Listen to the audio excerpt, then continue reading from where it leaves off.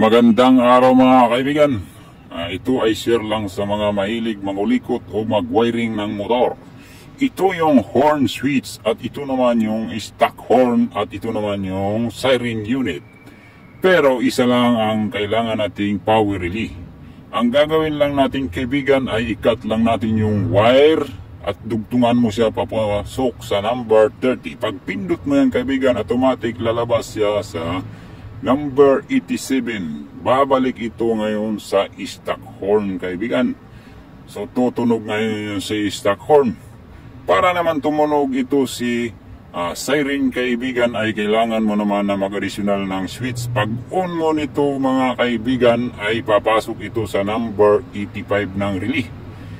Pag pindot mo yan kaibigan, automatic ang labas na naman ng power sa kabila namang number 87 papasok sa ating siren. Tutunog ngayon si siren. Ngayon, para tumunog naman yung busina ay kailangan mo naman i-off itong ating switch kaibigan. Once na na-off yan kaibigan, pag pindot mo automatic ang pasok na naman niya ay sa kabila na namang 87 ang tutunog na naman ngayon si horn. O diba? Basic lang. Pag i-on mo naman kaibigan, tutunog na naman si siren. O kaibigan, pa-share na lang para makatulong din sa iba.